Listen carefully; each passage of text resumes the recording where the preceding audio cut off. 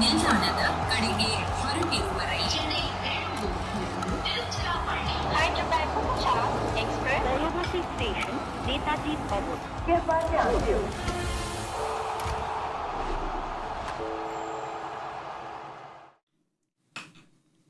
Welcome back to Voltas presents Cricbuzz Live. RCB hit a little bit of turbulence early on, but then King Kohli and Krunal strapped themselves in and they flew RCB to victory, getting those 2 points and becoming the first team to reach 14 points. Krunal Pandya has had a day that he will never want to forget. 73 of 47. Virat Kohli getting 51 of 47. Tim David coming and finishing things off in a massive hurry. 19 of 5. I'm Saiyami Kher and I'm back with Murali Kartik and Shaun Pollock. What a way RCB has played. They've just shown the rest of the teams how it's to be done. First team to get to those 14 points. And with the bat, with the ball in the field, they just look completely dominant today. Yeah, once again showcasing that they've been doing well away from home. That confidence comes to the fore. Even when the chips were down, they were 26 for 3. When you said that both of them strapped themselves in, yes, they had a bit of slice of luck. There were a few moves made by Delhi which have left us a bit stunned. But all those things did help RCB, but you can't take anything away from the way both of them batted. His cautious self was Virat Kohli on a wicket, and especially after losing those early wickets. But Krunal Pandya, and I think that move to bring Dushman Tacha Meera, that changed. In my head, I think that was the turning point when he went for 10, and then the next over, Mukesh went for a few runs, and then suddenly it became very easy. Not the fact that Abhishek Porel dropped,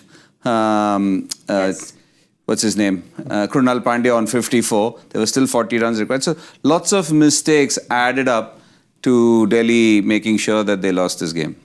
Well, luck favours the brave, and RCB have been brave and they've been very sensible in this innings. But all the other teams will sit up and take notice of the way RCB has gone about things, just because their away wins, that streak continues. We know that they've got their game home. The last game they won at home. So now things just looking good for them home and away. Yeah, I mean, in order to win these tournaments, you have to be able to show some character. And they've had to show a bit of character in the last 2 games. The record at home wasn't good, so they had to get that right. And then they faced some adversity today. They wouldn't have expected to chase the amount they ended up doing, the 160 bit. And then to have 3 wickets down as quickly as they could, they had to absorb the pressure. That's what it's all about. And then ended up winning comfortably. And sometimes you do look at these games and you think from a pundit's perspective and even from a coaching side, if it seems like it's that easy, when you just absorb and play proper cricket and work it around and wait for the opportunity, why don't teams do it more often? Why don't they try and stay as calm and cool as they possibly can under pressure all the time? So it was impressive.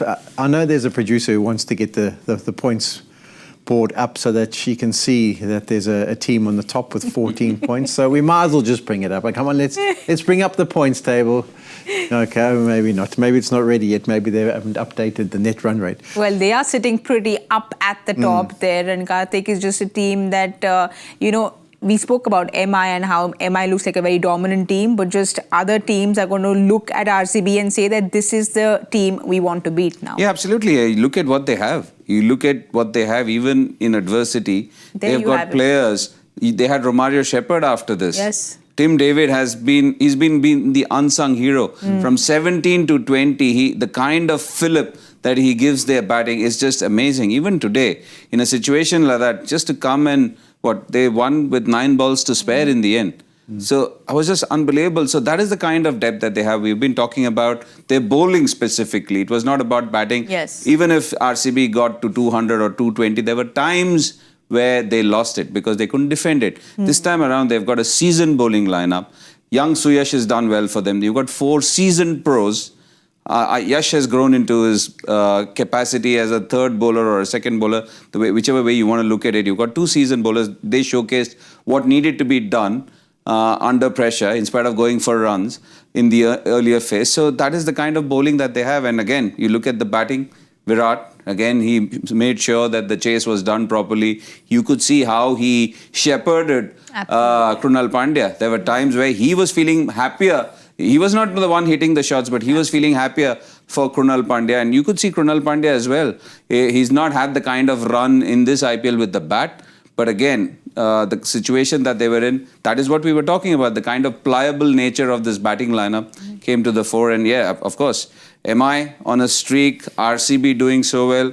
Well, Kartik, you spoke about that partnership which won them the game. Virat Kohli and Krunal Pandya, absolutely fantastic, 119 of 84. And just like you said, Virat was just cheering Krunal on. He was seeming more excited when Krunal was hitting those sixes, those lovely inside-out sixes that Krunal was hitting. But like you said, Virat steadied the ship because there was that pressure. They lost those 3 wickets, and then it was almost like he was mentoring Krunal and asking him to go step by step, and then Krunal just followed suit. Yeah, absolutely. And I think that's why he's so good.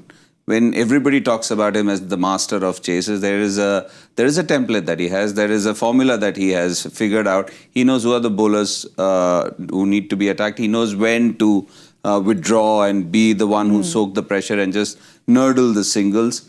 And you just look at him, just 51. It was very slow. I know the wicket was not easy. Yes, 26 for 3. Things are not easy. And as Polly rightly said, there are times when you wonder why aren't teams doing more of the same? Because once you're set, it's the bowling lineup which is under pressure. Now you saw how much tougher it got for Mukesh Kumar or Dushmanta Chamera or even Mitch Starc. It's not easy. 17 runs, they did it in 4 balls.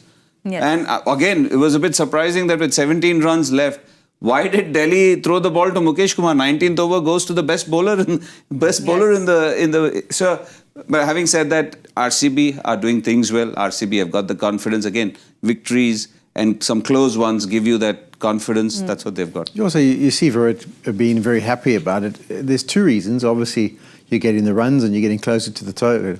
But at some stage in his own brain, he's thinking, do I need to take a risk? Do I need to do something different here now because it's getting quite tight? So as soon as that pressure gets taken off him by Krunal going bang, bang, then he goes, okay, I can just carry on doing this way and I can just take it deeper and deeper and deeper. So it actually helps with the chase and gives them a bit of structure.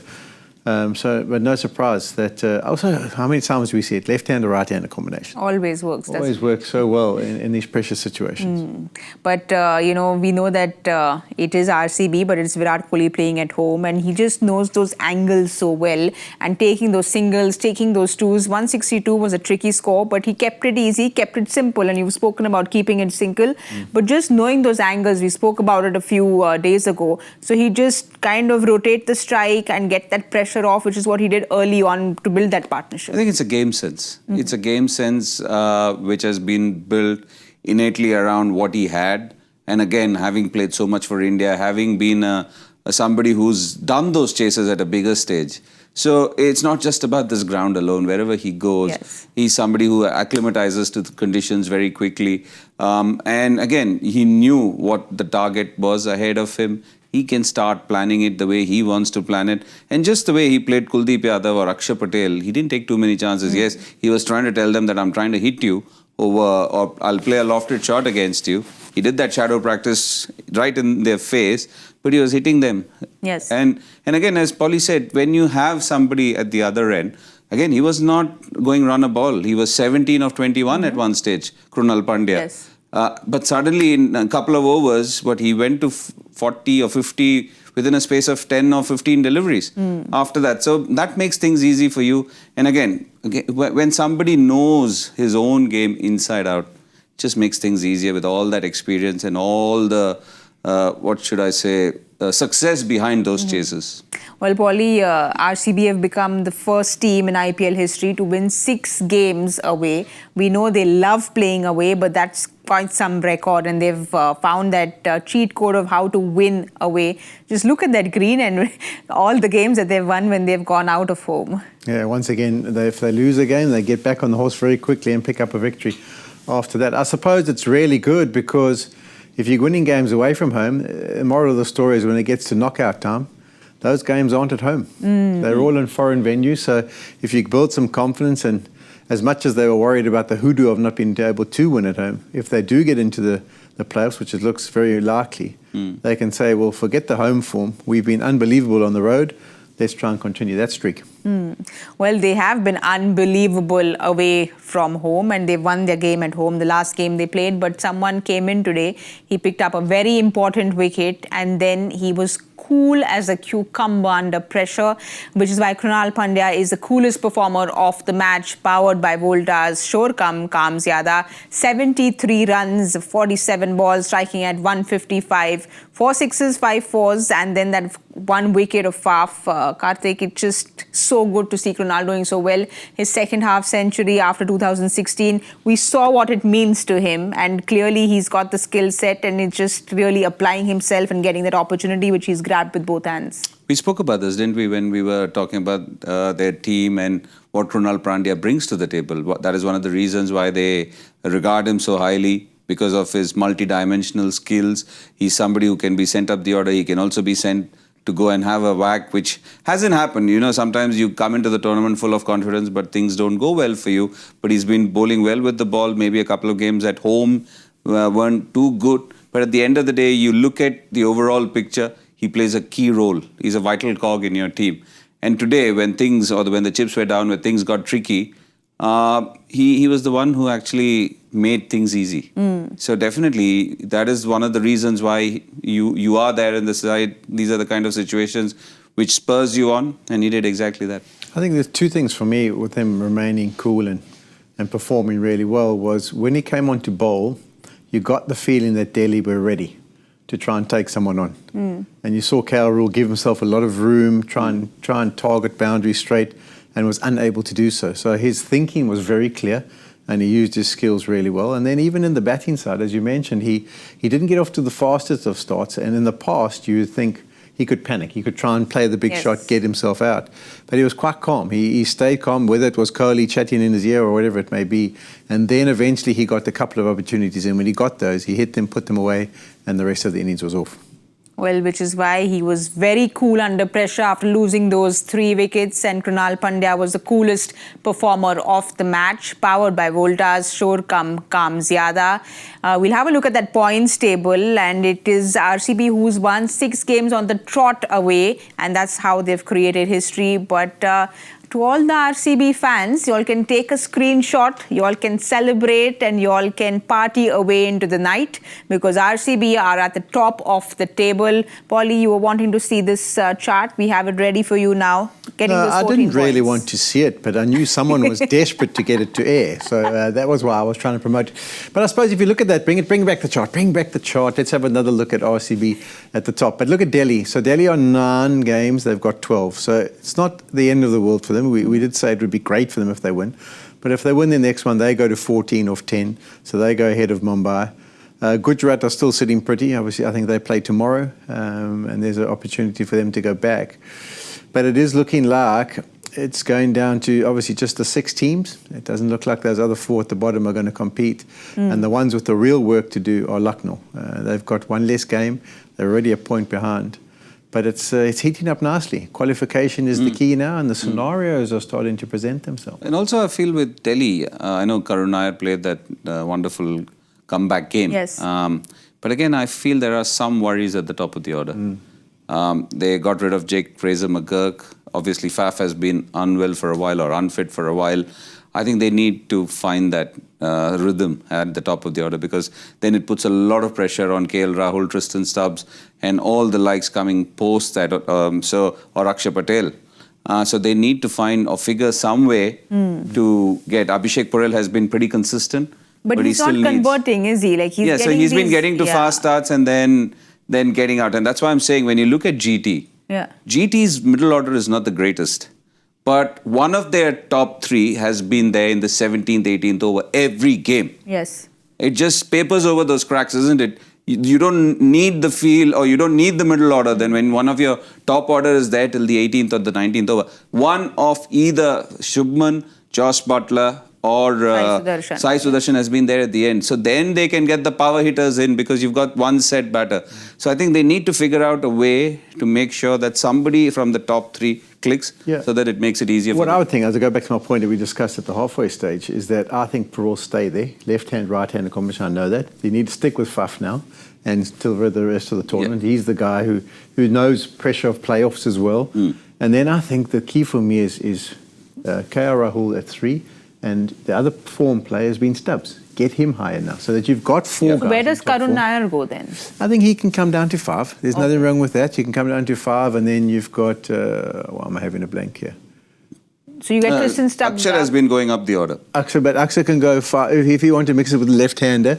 But then those guys who are just quite not in the touch, they just have a few games where they just come in and have to face 10 balls, and they can try and get things going. But the more you have your form players, you're right, the more you have your form players at the top, but sometimes you need to get those form players. Like it's working well for RCB that Tim David is where he is, because you've got guys at the top batting long distances and getting through. But you haven't really got consistency besides KR Rahul of people spending time at the crease. So who's ever in good touch, give them the opportunity to spend more time. And you said in the mid-match that maybe they were 20 runs short. And for the bowlers then, we'll have a look at that bowling card. You said they missed a few tricks with regards to the changes in the bowling. Just that one of not getting Mid-Stark to bowl the second last over. Is it because they thought he'd be able to defend that 9-10? Or? No, even before that, I think they were going fine with the spinners. They could have gone one more over with spin. That's the time when they brought Dushmantha Chameera, but gone only for 5 in the first over that he bowled. I suppose nobody would have thought that he would go for 10. But the thing is, spin was working well. Maybe just push that 1 over back. And then couple of overs, suddenly Krunal Pandya was 17 of 21. Yes. Suddenly found his rhythm. Then he takes on Kuldeep as well. In the third over that Kuldeep bowls in place of Dushmantha Chameera.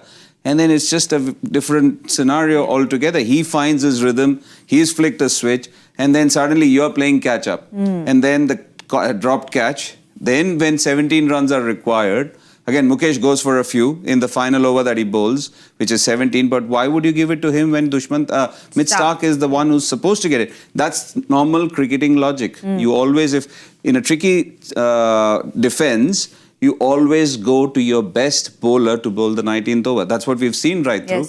But they decided to do something else. Also, Paul, just to understand, if you were in that dugout, they were 26 for 3. They'd gotten those 3 important wickets, a great catch by Karun Nair, then that great run out by Karun Nair. Do you think they didn't keep the pressure on? Were they giving away too many singles, too many twos? Could they have done anything different at that phase? Yeah, I suppose the only thing you think of in those scenarios as a captain is make them take risks. Really try and squeeze, bring players in, don't spread the field as quickly as you want to. Just kind of keep it all in and say to them, come on, we're on top. If we lose one more wicket here, Virat, if you try and take a risk and get out, or Krunal, you just got to the crease, try and make it difficult for him. So that might have been the only other option that they could have done. Really just try to squeeze and then see if they go for the big shots early, rather than the way they did is they kind of worked it around, waited for the opportunity. Once they were in, they fired. So that could have been the only option. Nigam maybe also would have had another option just to have a look at him. I mean, he had one bad over, but it wouldn't have been bad just to get him back in at some stage to see if instead of the seamers, that was the only thing. He could have gone for runs. Anybody can go for runs. But sometimes you just look at cricket logic, and at that point of time, spin was not easy to put away. And then suddenly seam came on, things got easier. Well, the positive for them is that Akshar Patel's picked up those 2 wickets, given away just 19 runs. Akshar's back. Akshar's back. We chatted about how he's picked up just 1 wicket in the IPL so far. So you said he's maybe just found that slot where he should bowl. He should go and open the bowling. He's a new ball bowler. He's a new ball bowler. Hard swing it like Wasim. No, he did well. I was chuffed with his decision. I thought it was a brave decision to come up there, and it paid dividends. Well, Delhi would have liked to pick up those 2 points, but all credit to RCB and the way they showed complete dominance under pressure, and that's because of what Virat Kohli did with Krunal Pandya. Where does Delhi go from here, though? They have that one extra game. They've now played 9 games, so they know that they've got that extra game in the bag, but these are the fixtures to follow for Delhi. They play KKR next, Hyderabad, Punjab, Gujarat, Mumbai. So they need 3 wins to be confident to get that Q next to their name. Yeah, the good thing is that they went through a big run. They were the undefeated side for a long time before they lost that run chase. That was the one which they lost to Mumbai at home. And then they won this tight game in that super over. The good thing for them is that they're going to Kolkata and Hyderabad, 2 teams which are below them, 2 teams which are still trying to find their own game plan. We are, 47 games into the IPL. And I think that's where they will feel confident that they need to tweak a few things, especially at the top of the order. do they need to find another seamer? Because I'm not sure. Do they need to pick Mohit Sharma all the time? Because Mohit is a defensive option. I know he's not an attacking option, but sometimes with the kind of spinners you have, would you rather have a defensive bowler who picks up wickets? He also picks up wickets. It's not as if he doesn't pick up wickets at the end of the or the back end of the bowling, and he's not predictable unlike some of the others. I think you've got to really work out what the role is, and then if you can get someone who's going to be consistent in that role, because they've got other options that they can use, so it might be the right decision. So Mohit with Jamira is what you I would always go for him because he picks up wickets. He's not predictable. We saw what happened to Mukesh. He was very predictable in the way he bowled. He's had the odd few games where he's not bowled well at all. And it becomes very tough for the others to come after him. In a tight run chase or in a tight defense, as a bowler, you need to be very specific in your game plan. You don't give away things from your side. He started off with a wayward delivery down the leg side. And then that doesn't set the right tempo. As a bowler yourself, you're thinking, oh, you're under pressure now. You can't afford that in T20 cricket now. Exactly. So I've seen other games as well where it's been easy to hit him. So I feel with Mohit, again, I'll come back to the same thing. Any bowler on the planet in this format can get hit. But at least as a bowler, you have that confidence with Mohit that he's going to try different things. He'll pick you the wickets when you need it. Yes. And he's a defensive option as well. All right, I've got news from the centre that Virat Kohli had something to say after the match. Let's have a look at what he had to say about that partnership. He said, I keep checking with the dugout whether we're on course. What is my role? What is the kind of innings I need to play? People are forgetting the importance of stitching a partnership in T20s. I think this year you've seen you can't go in and tee off from ball one. You need to have professionalism from ball one.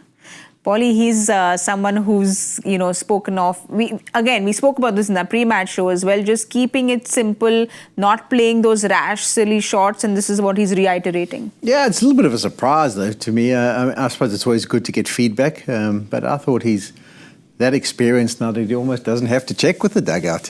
But I suppose it's good positive reinforcement, and when he says the dugout, maybe it's got to do at the strategic breaks, where he just has a chat with someone and gets a feeling about where he's at and what his role. But I've always thought he was one of those guys who works out his role pretty quickly on his own without having to rely on too many people giving him input. But it's interesting to hear that he's getting that input from the dugout, and that's how he's adjusting his game. But he said exactly what you said 2 minutes ago.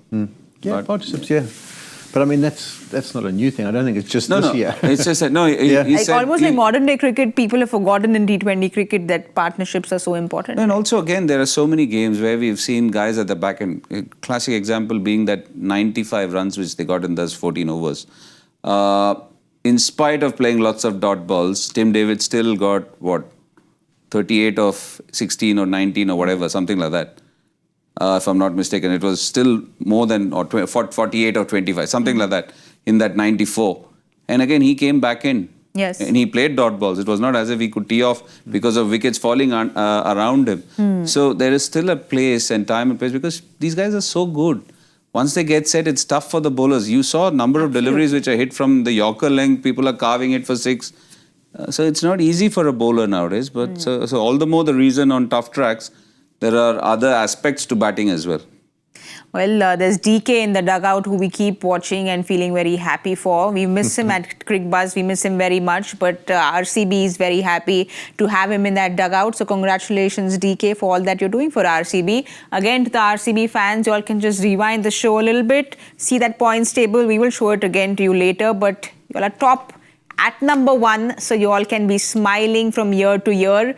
I want to go back to what happened in the afternoon, the first game that we saw when Mumbai took on Lucknow. It was a dominant win for Mumbai by 54 runs. Everything going right for them. Jasprit Bumrah coming, picking up those 4 wickets. Rickleton, Suryakumar Yadav were completely on fire. So everything looking very good for Mumbai. But Polly, I want to ask you and Kartik, Pant has been a concern for Lucknow. His batting, he came in earlier. We spoke about how he should come in earlier. He came in earlier. But this is what he's done in the tournament so far.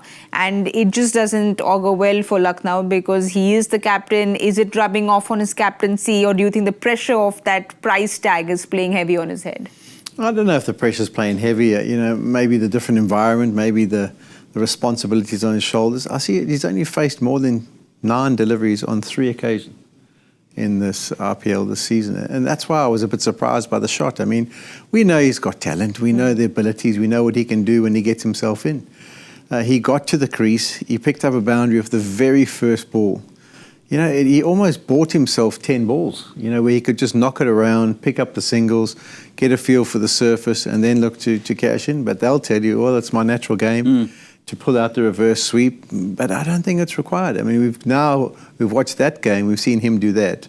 And then you even watch Krunal Pandya, who's got nowhere near the ability that Pant's got, nowhere near the experience that he's got.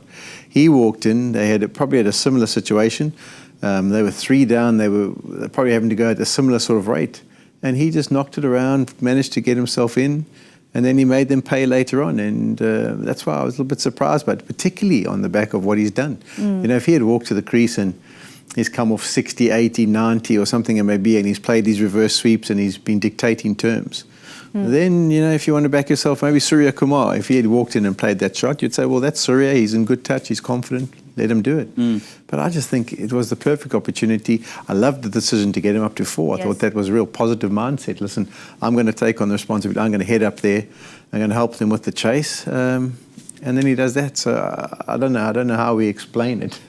It just doesn't make sense to us sitting here. But obviously in his mind, he feels that was the shot that was on. And again, the word will come back, intent. Now, sometimes, see, the thing is, if that is the way you bat, that's fine. Everybody knows that's the way you bat. It's what can you do when things aren't going the way you want it to go by going the way you're going. I think that's where you need a different game plan. That's why some of the greats of the game have been able to temper their thought processes, temper their inner shot-making ability and do something else to find the runs. And Paulie said beautifully, he said, if you're in form, you can do that. But if that is the dismissal that is the kind of stroke which is getting you out again and again, you need to figure a way to get runs because at the end of the day, that's your principal job, to score runs, whichever way you want. Whether you have to dig in, whether you need to do something else in your thought process or your game plan. So that's a bit surprising that there have been quite a few occasions where he's tried doing something different and gotten out. But you know, like you all are both saying, this is the game he plays. We've seen him do this in Test cricket as well. We've seen him do it in very crucial games and very games which could have turned around on his head. And Pant goes and backs himself all the time. There are great players who've been in this kind of a form, but things just don't go the way you want them to go. So, you know, who can Pant look at? We know there's a Zach there who's got all the experience. He's been around for so long. He's seen players go through phases like that. Does he need to go back to the nets and just work on things? Does he need to just spend some more time? What does he do to change this luck around? Yeah, I mean, I don't think it's about his ability to strike the ball and his technique. I think there's nothing wrong with that. I think it's just the thought process that goes into it. And I mean, if you could even in your own camp, I'm trying to think who he could chat to there. I mean, MSD maybe? Well, but I'm saying I don't know if MSD would want to be helping him at this stage of the tournament. But someone like a David Miller. I mean, David Miller's in that camp. He's played countless RPLs. He's played lots of international games. And he's not going to be a guy who walks in and plays a reverse sweep in the first few deliveries. You know, he's one of those guys who understands how destructive he can be if he gets himself set. And yes, he would love to start with a boundary or try and put a few balls away. Pant did that. And then David Miller's thinking, okay, now I'm going to set myself. And once I've set myself, there's all these teams in the world. If Rishabh Pant had got to 20 or 15 deliveries, Mumbai would have been concerned. They would have been concerned. And all they're wanting from him, if you said to them, what do you want him to do? Try and play a big shot before he's in and get himself out. Or try and play a reverse sweep before he's in and get himself out. So he played into their plan. So I just think his brain maybe is a little bit frazzled. You know, sometimes also when you sit there as a sportsman, you want things to happen quickly. Yes. So that the bad stuff's behind you. And sometimes you have to be patient. You're like patient of knocking it around, waiting, and then your innings can kickstart. You can't just walk in and say, well, it hasn't gone according to plan. I'm going to force the issue in my first 3 deliveries. So I'll be very interested to know what he's sitting there thinking now. Like, is he thinking to himself, next time I get there, I'm going to give myself a better chance? The reason why I said MSD was that he's somebody he's looked up to. And I think he's been a sounding board for him. In many things, he looks up to him, tries to emulate him. So maybe when it comes to taking that extra delivery, taking that deep breath, which we talk about, none better than MSD. Yes. We say he takes it deep. That's because the natural urge to play a shot, he curbs that. And maybe he can have a chat. And the reason I'm also saying that is, we saw Abhishek Nair, who we mentioned was working with Rohit, and Rohit has given him credit. But Abhishek Nair is with KKR. It's not as if that Abhishek Nair works for MI, but sometimes these are people you played with. Absolutely. And at the end of the day, they're all friends. I know people might say, oh, different teams, why do you need to? But sometimes as brothers in the same trade. Yeah. But I mean, I'll ask you to come up with some names. I mean, I've got some in my own brain of the people who've walked to the crease in the RPL this year and decided to try and swing from the outset. Are they still playing? Are they still playing as in? In the team? No. No. There's two examples I can think of. Yeah, Maxwell. And Livingston. Livingston. Yeah, those are the kind of guys. And at the end of the day... And Salt also does that, but Salt is... Getting the runs. But at the end of the day, for me, he's too good a player to be offering up the risk of him getting out early. And the consistency is what they're searching for. And in order to be consistent, MSD's approach is right. I mean, you don't see him walking to the crease unless he really has to and swinging. There's often a few deliveries where he just knocks them down the ground, picks up a few singles, much like David Miller does. And that really helps him out. Well, we all know that Pant is someone who knows how to come back very strong from adversity, and this is not a big adversity, but it's just his form, and we know he will bounce back because the skill set that he has. We'll have a look at the points table for Mumbai. They've picked up those 2 points today, and they went up to number 3 on that table with a very positive net run rate. So there's RCB. There's two things I want to mention about this. So Lucknow aren't out of it. They've now played 10 and they've got 10 points. Yes. But because of the way they've lost, look at their net run rate.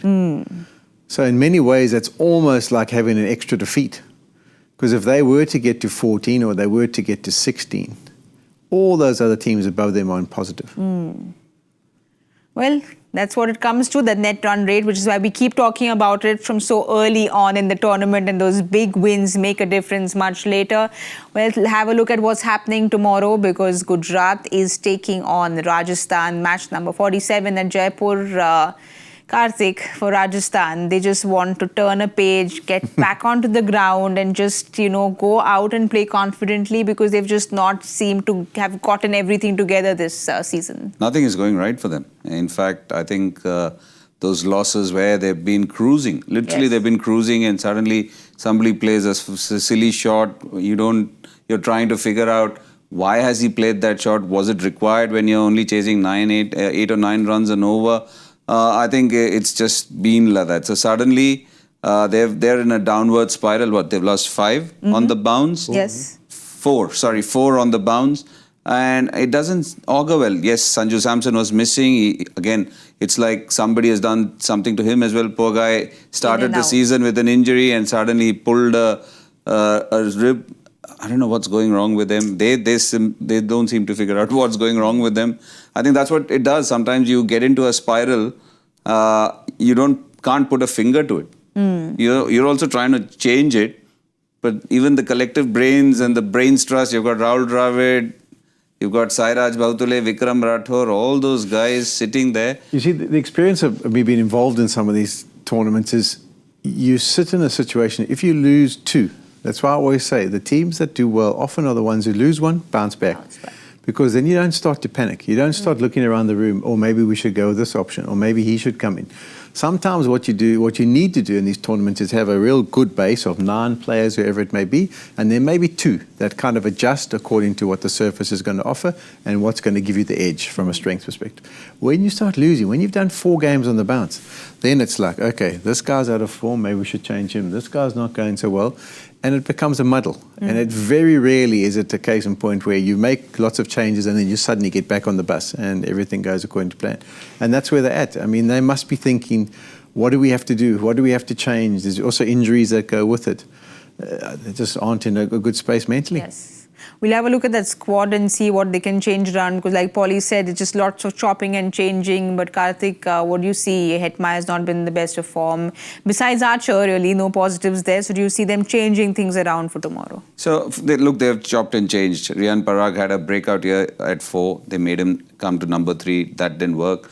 Nitish Rana batted at number 3. He has got some numbers. Yashasvi Jaiswal has turned his season around. So they need to figure out if Riyan Parag can be a bit more consistent. And then the likes of Shimron Hetmyer can come and start playing some shots. Dhruv Jurel is a capable batter there. And when it comes to bowling, there's been nobody around Jofra Archer. I don't think Tushar Deshpande has hit the ground running. He has gone for plenty. And all their quality spinners, their overseas spinners have struggled. Yes, Vanindu has had a couple of good games. He bowled well last game. Tikshana was dropped. So they are trying to find answers over there too. Their defensive bowling is struggling because they've been one of the worst sides. I think SRH are the only one who are worse than them when it comes to their defensive bowling. So things aren't working for them. Up top, you're losing wickets. Middle order is not firing. Hetmyer is not firing. And then apart from Jofra, Jofra can't do it all. He's only got 4 overs. So yeah, problems plenty. Sanju's not playing. So yeah, I don't know who you look up to or where you look to in the dressing room. Maybe Akash Madwal is an option for them because he has done well in the past. So maybe look at a fresh face.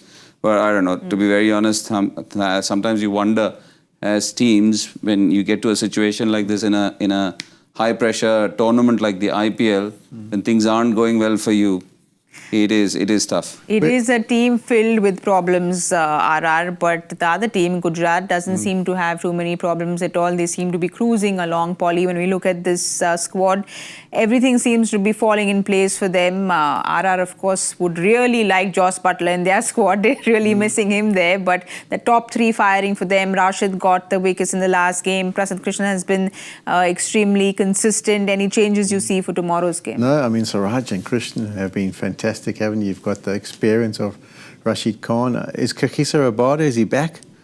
Because they're only using the 3 internationals. I'm not too sure if he's... No information he's yet. He's back as well. So in these last 4 days, something might have changed there. But you've got your guys at the top of the order. Tewatia, for me, I've always just felt that there needs to be more from him. Yes. Him and Shrek Khan are probably ones that haven't been really called on. But as the tournament goes on, there's bound to be a few matches where they need to step up. But changes-wise, I wouldn't want to fiddle with it at all. Well, they seem to be cruising along. Your players to watch out for, one from each team then. Rajasthan Royals, I'm going for Joss Butler because GT is playing against Rajasthan Royals, so I'm going for Joss Butler from GT. And then from RR, Jaiswal. He's been in great form. So. Okay, I was actually going to go Jazzle, so I'll go Jofra Archer. You can go for the same one. No, I'll go for Jofra Archer. You know, I love seeing him. I'm interested to see how he bounces back and what other plans he can come up with. And then Sai Sudarshan. I want to see if he can get back to the orange cap. All right, then that orange cap has moved around today because Surya Kumar Yadav had it and then Virat Kohli had it. Now let's see who gets it tomorrow. Maybe that changes tomorrow. We'll find out. We need to now find out what that answer to the joy factor question was, which we totally forgot to discuss because we were discussing other things. This is the question which is the only test in history where 3 batters got unbeaten centuries in the same innings. Let's quickly have a look at that answer and see who has got it correct because we had no clue. Pakistan versus Bangladesh in Multan. Inzamam-ul-Haq was retired hurt. I got that part. I mean, the retired. What were the other 2? We'll have to call Joy up and I think he'll be maybe out for dinner or catching a flight somewhere or I don't know. How can he not give us an answer with all 3? I'm sure people on Twitter have had the answers in all 3, so we'll check Twitter and give those answers to you. But let's have a look at who got the answer correctly and who got it quickly. Mustafa has gotten this correctly. Well done, Mustafa. I don't know if this is your first or not, but well done. It's incredible how you all just managed to answer these joy factor questions like it's a stroll in the park. It's just incredible. What hasn't been a stroll in the park for us, except for Shaun Pollock, get it up, have a look. Who's gone not on the above bottom anymore. Harsha Bogle. Come we on. can clap for you.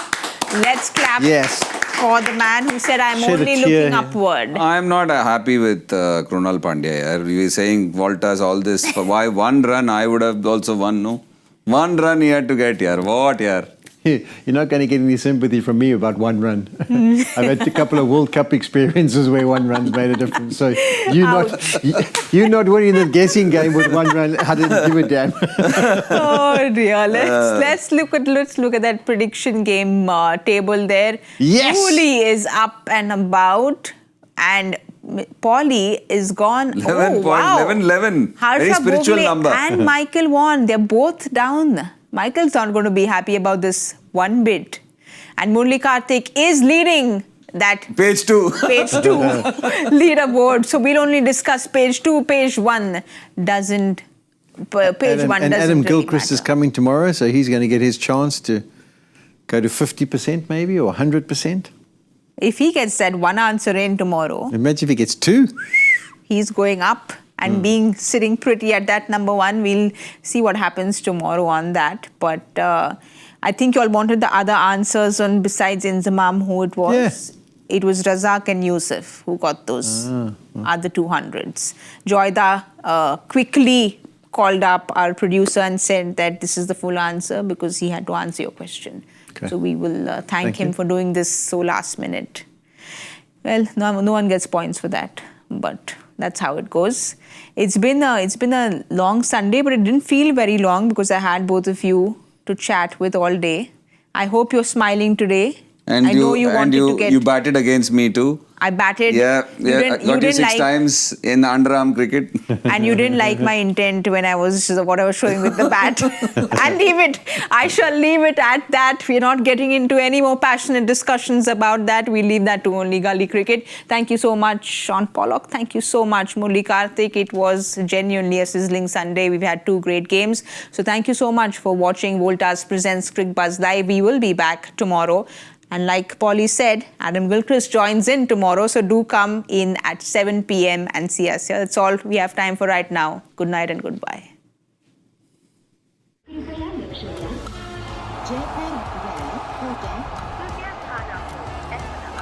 Delhi में आपका स्वागत ನಿಲ್ದಾಣದ ಕಡೆಗೆ ಹೊರಟಿರುವವರೇ